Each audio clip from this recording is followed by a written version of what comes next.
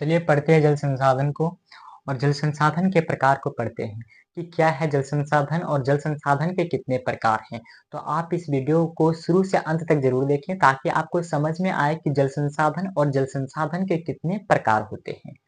तो हम लोग जल्द से जल्द इस वीडियो को शुरू करेंगे और इस वीडियो को शुरू करने से पहले आप अगर यदि मेरे चैनल पे नए हो तो इस वीडियो को लाइक सब्सक्राइब एंड शेयर जरूर करें। और इस वीडियो के माध्यम से हमको क्या पढ़ना है आप इस हेडिंग पे देख रहे होंगे कि जल संसाधन और जल संसाधन के प्रकार को पढ़ना है हमें।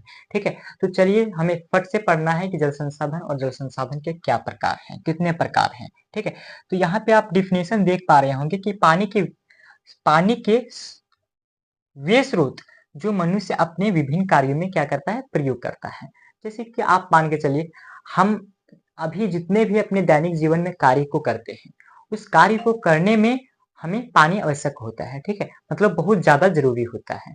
ठीक है, जैसे कि मान के चलिए अभी हम लोग खाना पकाते हैं या फिर कृषि कोई भी कृषि कार्य करते हैं, जैसे कि आलू को लगाना या फिर कोई भी कृषि कार्य को करना, आलू लगाना या फिर टमाटर को लगाना या फिर धान को लगाना, गेहूं को लगाना, तो इस सब में सभी में हमें पानी का आवश्यकता होता है।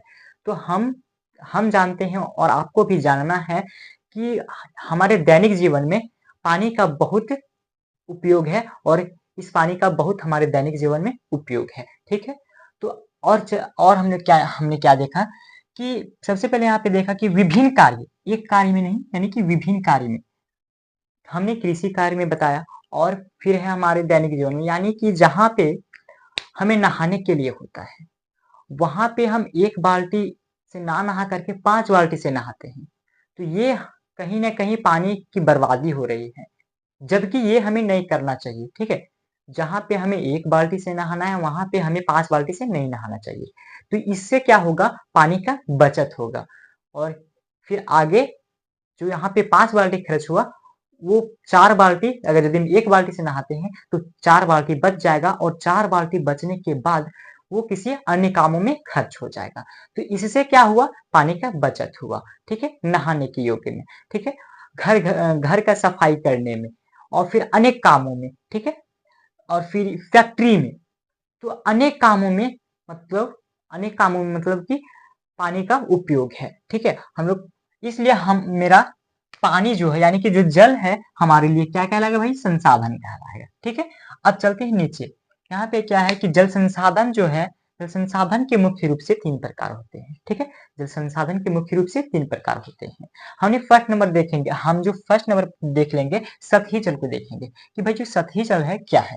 ठीक है, तो यहाँ पे आप देख रहे होंगे कि जो सतही जल है पृथ्वी की सतह पर क्या कह रहा है कि जो पृथ्वी है उसके सतह पर जो मौजूद जो जल है, ठीक है, जो प्राप्त जल है पृथ्वी के सतह पे, वो क्या कहलाता है भाई, सतही जल कहलाता है। जैसे कि यहाँ पे आप उदाहरण देख रहे होंगे कि जो झील है, तो झील क्या है, झील के सतह मतलब कि पृथ्वी के सतह पे वो झील रहता है। बट है कि जो जो झील है, झील हमारा सतही जल के उदाहरण में आएगा। तालाब है तो तालाब सतह पे, ठीक है, मैंने सतह के ऊपर पानी वो मौजूद है। नदी सतह के ऊपर वो पानी मौजूद है। तो ये हमारा जो है भाई ये कहलाएगा सतही जल, यानी कि यहाँ पे सतही जल लिखे हैं, ये हमारा सतही जल कहलाएगा। और सतही जल का उदाहरण कहलाएगा झील, तालाब, नदी इत्यादि, यानी कि और भी है इसी तरह से। ठीक है, अब चलते हैं नीचे। नेक्स्ट भूजल। क्या है, भूजल, हम इसे भूमि जल भी कह सकते हैं। ठीक है, अब यहाँ पे देखिए, यहाँ जो कहता है भूजल में, यहाँ पे है कि पृथ्वी की जगह क्या है, पृथ्वी की सतह के नीचे जमा हुआ पानी।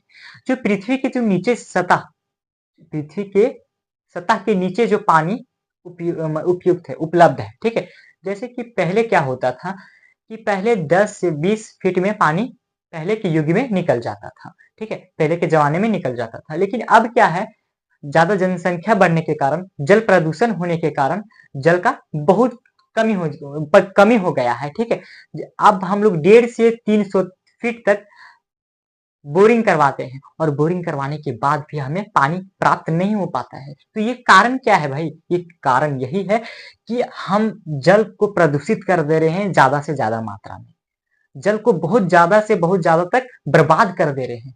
तो ये अगर यदि बच जाएगा, ये हम अपने से संरक्षित कर लेंगे यानी कि बचा लेंगे, तो क्या होगा, जल का बहुत ज्यादा से बहुत ज्यादा बचाव होगा। और फिर जो आज 5 डब्बे मतलब 1 डब्बे की जगह हम 5 डब्बे से जो नहा रहे हैं, वो पानी बचत होकर के हमें कल के कामों में उपयोग होगा। ठीक है, तो ये हमने देख लिया।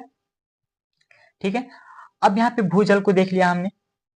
ठीक है, अब यहाँ पे देखिए, ये हमने देखा। अब यहाँ पे कि वायुमंडलीय जल, ठीक है, वायुमंडलीय जल, वायुमंडलीय जल को देखना है, जैसे कि यहाँ पे है कि पृथ्वी के वायुमंडल में मौजूद, जैसे पृथ्वी के वायुमंडल में मौजूद, यहाँ पे देखें, यहाँ से यहाँ तक कि पृथ्वी के वायुमंडल में मौजूद जल, ठीक है, जो पृथ्वी है और जो पृथ्वी के वायुमंडल में मौजूद जल है, उसी को वायुमंडलीय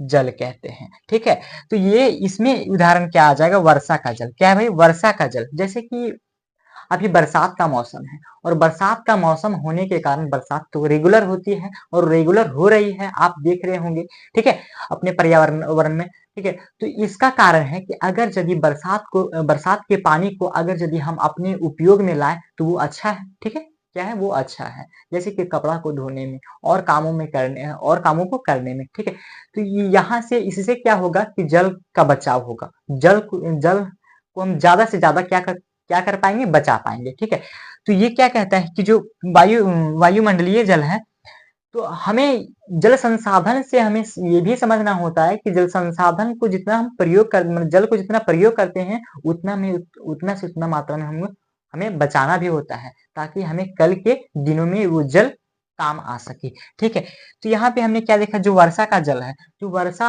हमें जो गिरता है, वर्षा जो होता है, और उस वर्षा के जल को अगर यदि संरक्षित करके यानी कि जमा करके कलेक्ट करके उस जल को किसी और कामों में, किसी अन्य कामों में अगर यदि हम यूज कर लेते हैं, प्रयोग कर लेते हैं, तो क्या होता है, वो जल बच जाता है। ठीक है, वो जल यूज हो जाता है और जो जिस जल को हम यूज करते हैं वो जल बच जाता है। ठीक है, तो हम ये भी कहेंगे कि जो अभी जो वर्षा होती है, उस वर्षा के जल को भी आप उपयोग में जरूर लाएं, और जो हम लोग कल से पानी लेते हैं या फिर कुओं से पानी जो लेते हैं, उस जल का संरक्षित हो जाएगा, यानी कि वो जल बच जाएगा। ठीक है, यहाँ पे हमने ये देख लिया। अब यहाँ पे हमने एक मेन पॉइंट लिए हैं। यहाँ पे देखिए, जैसे कि इस पृथ्वी पर क्या कह रहा है, इस पृथ्वी पर जल से ही जीवन संभव है। ये बहुत बड़ी बात है भाई, कि जो हमारे पृथ्वी पे जो अनेक प्राणी है ना, जो जितनी सारी प्राणियां हैं इस धरती पे, इस पृथ्वी पे जितने सारे प्राणियां हैं, उस प्राणी को जीवित रहने के लिए, उस प्राणी को और हमें भी जीवित रहने के लिए पानी का बहुत ही आवश्यक है हमारे दैनिक जीवन में। क्या आप बताइए कि पानी के बिना हम जिंदा रह सकते हैं, नहीं रह सकते हैं? अब जब नहीं रह सकते हैं, तो क्या, और हम नहीं, कोई भी नहीं रह सकता है, पानी के बिना जीवित कोई भी नहीं रह सकता है। तो हम जितना ज्यादा से ज्यादा हम क्या करेंगे, पानी का बचाव करेंगे, और पानी को यूज भी करना है और अधिकतम मात्रा में बचाना भी है। ठीक है, ये देखिए, यहाँ पे हमने यहाँ पे देख लिया कि इस पृथ्वी पर जो जल है, जल के बिना ही संभव है, जल से ही जीवन संभव है। यानी कि जो जल है, अगर यदि इस धरती पे जल नहीं रहता, तो हम लोग इस धरती पे नहीं रहते। ठीक है, क्योंकि जल के बिना कोई जीवन संभव नहीं है। ठीक है, अब यहाँ पे देख लेते हैं कि पृथ्वी पर पीने योग्य पानी कितना भाई, 2.5%। ठीक है, कितना कम है देख लीजिए। ठीक है, 2.5% पानी है, ये हमारा पीने योग्य